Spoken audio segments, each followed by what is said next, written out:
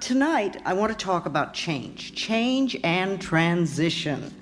And of course, change, that's what we want everybody else to do, isn't it? You know, we don't want to do it, but we want everybody else to change so that our life will be different.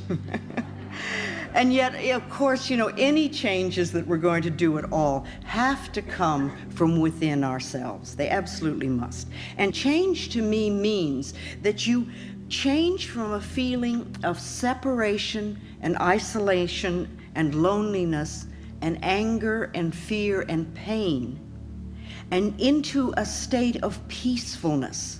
Wonderful peacefulness where you can relax and really enjoy life as it comes to you, knowing that everything will be all right.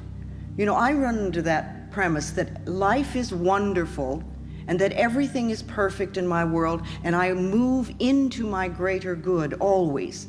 And that way it doesn't really matter to me which direction my life takes, because I know it's going to be wonderful, so I can enjoy all sorts of things. You know, Gerald Jampolsky says that love is letting go of fear, and there is either fear or there's love. And if you're not in a love space, if you're not coming from the loving space of the heart, then you're in fear and all those other things like isolation and separation and things like that, and loneliness and anger. They're all part of the fear syndrome. And that's really what we want to change from. We want to move from fear into love, and to make that as more or less a permanent state for us. You know, even the planet itself these days is very much in this period of change and transition. We see it all around us. We're going from an old order into a new order. And some people say it began with the Aquarian age, and at least the astrologers like to describe it that way. But you know, to me, astrology and numerology and palmistries and all those other various methodologies are just ways of describing life. They explain life in a slightly different way, and people use different language to do this. But the astrologers say that we're moving out of the Piscean age and into the Aquarian age now. And you know, in the Piscean age, we reached outside of us and looked to other people to save us. We looked for other people to do it for us. But in the Aquarian age, which we're entering now, people are beginning to go within and find that they have the power to save themselves. And this is a wonderful, liberating thing for us. Now, some people get very frightened because it seems to be responsibility. But actually, we're discovering our ability to respond to life, not in a victim way, but in a way that gives us power. In a way that gives us power. We're finding that we're getting a connection to what the AA people call the higher power, and what I call our higher self, so that we can contribute to saving ourselves. And it's a wonderful feeling when you don't really have to be dependent on an outside person, but to know that you have within you tremendous abilities to make positive changes in your life. You see, if we're victims, then we feel isolated, we feel in pain and fear, and we're always looking for someone else to do it for us. But now we're taking, as I said, responsibility for our own lives, and we're beginning to understand how we can contribute to the experiences that we have and how we can change those experiences if we don't really care for them. And of course, you know, from the moment you decide to make a change until you get your demonstration, as we call it, or when you get what you want, we have this transitional period. And that's when we're moving between the old order and the new order. It's a time of releasing old beliefs and old habits, and of learning and practicing and then living the things that we're working on. The new beliefs or the new feelings or the new methods or the new behaviors. And while you're getting those in place so that they are a natural part of your life, you're going to have a lot of vacillating in that period between the old and the new. And you go back and forth between what was and what you would like to be or what you would like to have. And if you decide that you're going to release an old belief and that you're going to create a new one, during that transitional period, you're going to go back and forth. And this is a time when we often get very angry at ourselves because it's like, well, I know all about the new, why aren't I doing it? I must not be good enough, or I must be a bad person. But that's silly, because anything that we're learning takes time. And you go back and forth until you're really strong in the new belief, until you've gone to the complete shift. You know, you may begin to do an affirmation for something, and you're doing well, and then something happens, and you say, oh, I can't do that, and you go back to your old worry habit again. Well, that's just a period of vacillating. It doesn't mean that you haven't learned anything, and it doesn't mean that you're back where you started. It's just part of that back and forth thing. You're not settled in your new habit yet. And that takes a little time and a little practice and a little patience. And you want to be patient with yourself. Be patient with yourself. You know, you want to build yourself up instead of beating yourself up. There's a tremendously different image if you just think of it. Do your thoughts build you up, or do they beat you up? When you beat yourself up, you know, that's not being very loving to yourself. Sometimes we don't need to make outward changes so much as to go within and just sort of take what we already do and alter it just a little bit. Somebody was saying to me tonight that they were thinking about a new apartment and they were worrying that there wouldn't be enough money. And I said, well, why don't you start affirming there will be lots of money? And you know, it's just like a tiny little thing, and you almost change 2 words. But it's a small way of changing the way you look at a particular situation. Somebody was asking me, saying that they were in a lot of pain. And, you know, they kept using the word pain so much. And they said, is there another word that I could use? And I thought of the time that I smashed my finger with a window. And I realized that if I really gave into it, I was going to go through a very difficult period. So the minute it happened, I started to do some mental work right away. But then I remembered I was referring to my finger as having a lot of sensation. And it did. It had a lot of sensation. And you know, by insisting upon viewing it in that particular way, to me, I think helped it heal much quicker and helped me handle what could have been an incredibly painful thing. Because I knew that if I could alter my mind, it would be better. If we can just alter the way we think just a little bit. So those of us who want to change, we're moving from an old order to a new order. And lots of things are happening on this planet. I don't think things on the planet are so very different than they used to be, but we seem to be more aware of things. I see things in the paper all the time and I think, oh my goodness, are we really doing that? And then as I continue to read, it seems like we've been doing it for a long time, but it's coming to the surface. We seem to see more negativity. But you know, if you want to clean your own mental house, if you decide to work on yourself and you're going to go inside, you have to look and see what is there. You have to look and see what your beliefs are so you know what to change.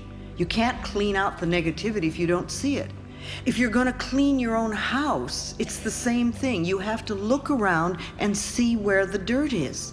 You have to pick things up and dust them and look around and polish them or throw them out or replace them. But you have to see what's there. And if we're going to make a big transitional phase on this planet and really help to heal this planet, we're going to have to look and see what's occurring here. We're going to have to see what's happening and to uncover the negativity.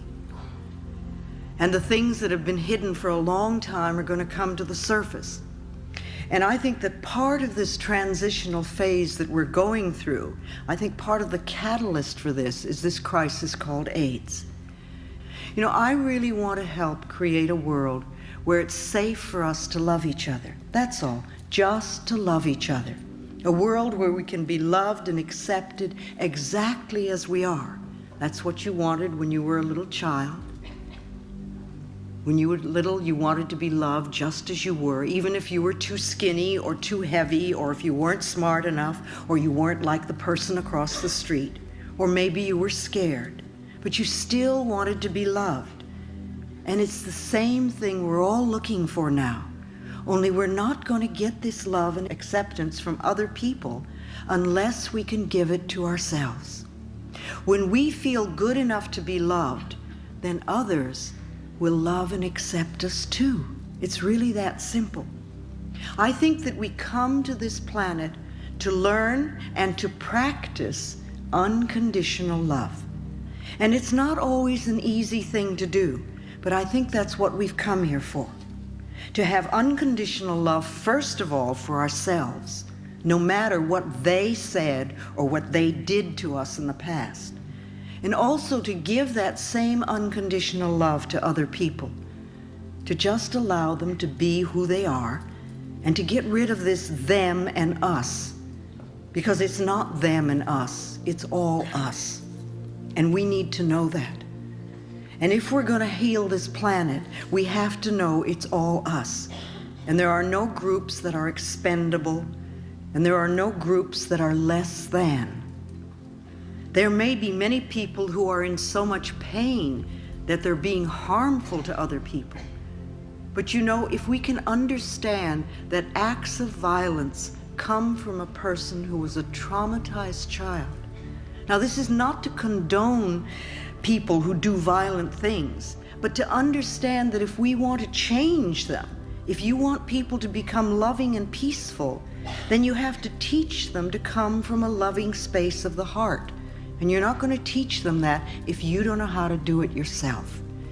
You don't create wars and kill people. You don't beat people. You don't throw people into prisons or torture them or do things like that.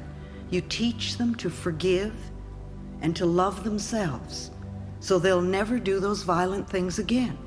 Because you realize that people who love themselves cannot hurt themselves and they cannot hurt another person. And to me, that's the answer to world peace and harmony and all sorts of wonderful things. So to help as many people as possible learn to love who they are, it's very simple.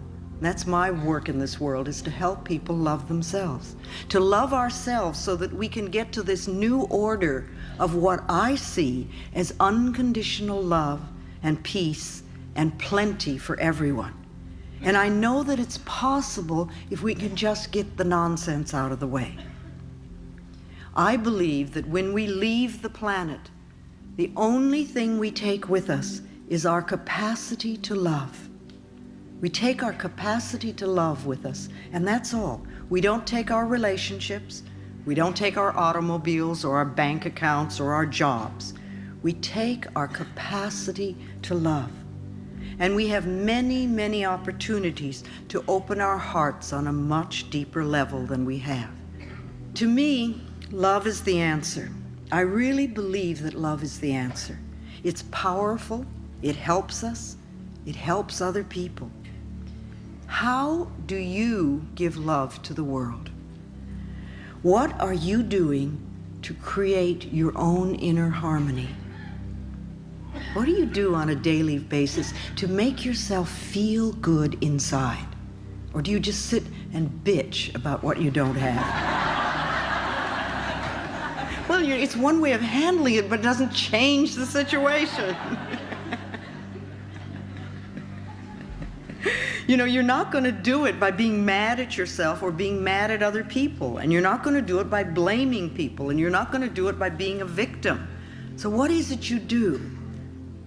How do you express unconditional love in your life? Even a little bit. Is there a small area of your life where you're willing to give unconditional love? How are you experiencing peace within you and around you? And if you're not doing it now, are you willing to begin? Are you willing to start creating inner harmony and peace?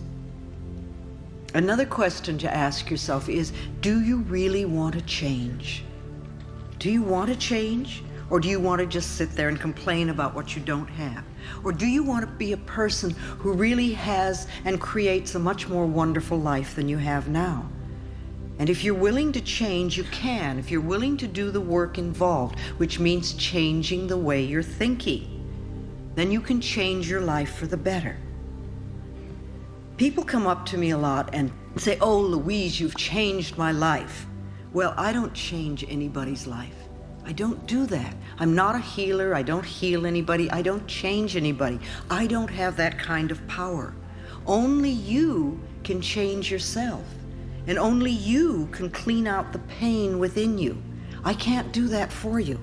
I can stand up here all evening and say wonderful things and give lots of good advice, but you're the only thinker in your mind, and you're going to make the decision of what you want to do with the information that you're being given. I have no power over you. You have the power, and you need to know that.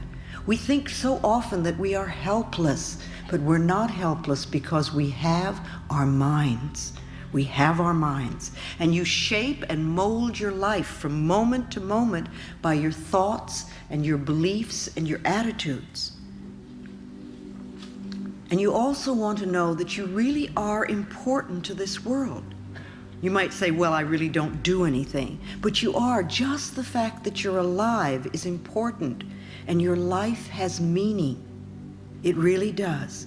And you can contribute to the peace and the harmony of this planet just by using your mind. Now, some people get involved politically, and some people march, and some people do Peace Corps, and some people help feed the homeless and do all sorts of things, and that's fine. But you can also contribute to the peace and harmony of the planet just as much by how you use your mind.